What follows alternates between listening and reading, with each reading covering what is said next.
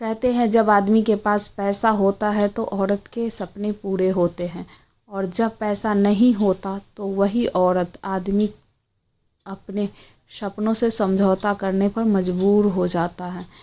जब मेरी शादी की बात कृति से तय हुई तो सच में लगा यह वही लड़की है जिसे ईश्वर ने मेरे लिए चुना है। हमारी पहली मुलाकात से ही ऐसा रिश्ता बना कि बातचीत जिम्मेदारियां से आगे बढ़कर दिल के गहरे कोने तक पहुंच गई। अब तो बस एक ही तमन्ना थी, जल्दी से शादी हो जाए। कृति अक्सर कहती थी, मैं तुम्हें ही नहीं तुम्हारे माता पिता को भी सबसे ज़्यादा प्यार करूंगी। और सच बताऊं तो किसी भी मर्द को के लिए इतनी बड़ी खुशी और क्या हो सकती है, एक ऐसी पत्नी जो प्रेम भी दे और माता पिता का भी आदर करे। शादी हुई और जीवन पटरी पर चल पड़ा, लेकिन धीरे धीरे यह एहसास हुआ कि जिस शारीरिक संबंध को लेकर अक्सर पुरुष अधीर रहते हैं, वही चाहते कि स्त्री के दिल में भी गहराइयों से छिपी होती है। मैंने उसे पूरी तरह प्यार करता था और उसकी हर छोटी बड़ी ख्वाहिश को पूरी करने की कोशिश करता।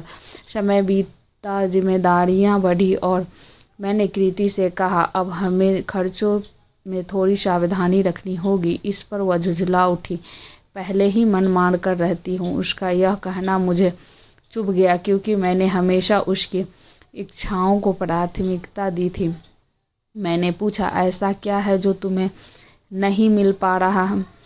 उसने कहा, मैं चाहती हूँ कि बड़ी बड़ी गाड़ियाँ में घूमना, साल में 4-5 ट्रिप करना, घर में सज धज कर रहे और मैं ब्रांडेड मेकअप इस्तेमाल करूँ। मैंने कहा, हर महीने तुम्हें 3,000 की लिपस्टिक और 5,000 का पाउडर देता हो, फिर भी कमी रह गई। उसका जवाब था, मैंने मांगा ही क्या है, मानो मैं उस पर एहसान कर रहा हूँ। बुरा तो लगा पर मैंने कुछ नहीं कहा। चुपचाप अतिरिक्त कमाई के लिए नए काम शुरू कर दिए। फिर उसका जन्मदिन आया।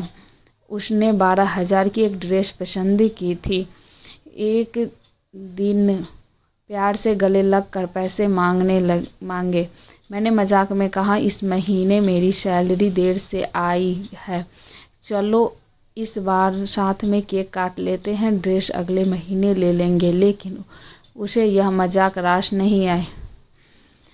उसने कहा, एक ड्रेस भी नहीं दिला सकते हो? अब मेरी इज्जत भी चली गई। मैंने समझाया, ड्रेस अभी न मिले तो बाद में ले लेना, इसमें क्या बड़ी बात है।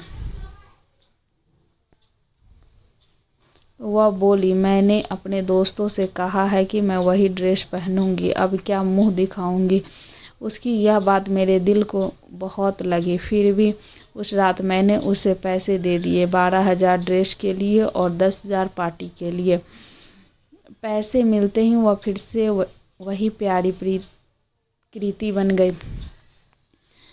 मुझे गले लगाया, माफ़ी मांगी और फिर से पास आने की कोशिश की, लेकिन इस बार मेरा दिल टूट चुका था। मैंने उससे कहा,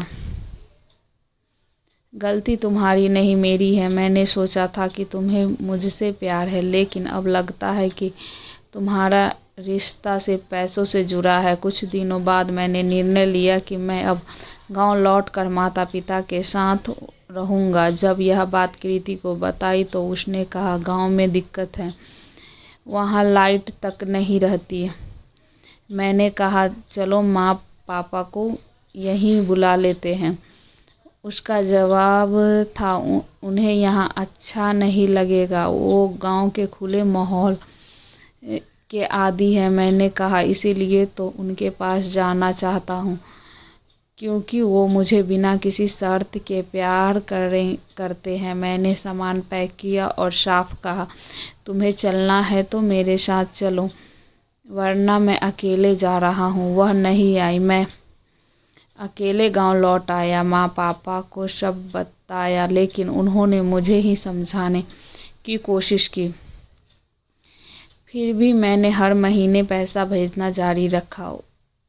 लेकिन 4 महीने बाद जब उसने कहा कि वह गांव आकर रहना चाहती है, तब मैंने पैसा भेजना बंद कर दिया और तभी उसने मेरे खिलाफ केस कर दिया। कहा पति वैवाहिक सुख देने में असमर्थ है और मुझे तलाक चाहिए। साथ ही हर महीने एक तय रकम भी। कोर्ट में मैंने अपनी बात रखी, लेकिन वहाँ साफ कहा गया कि पत्नी का ससुराल वालों की सेवा करना कानूनी रूप से ज़रूरी नहीं। केस हार गया और आज मैं भी हर महीने 40,000 रुपया देता हूँ। अब मैं गांव में माँ पापा के साथ रहता हूँ और एक सच्चाई समझ चुका हूँ। निस्वार्थ और सच्चा प्यार सिर्फ माता पिता ही कर सकते हैं। आज के दौर में शायद शादी के लिए सिर्फ प्यार काफ़ी नहीं, समझदारी, संवेदनशीलता और सादगी ही असली खूबसूरती है। और यह खूबसूरती गांव की सादगी में आज भी जिंदा है। अगर हमारी वीडियो अच्छी लगे तो लाइक सब्सक्राइब करना न भूलें। धन्यवाद।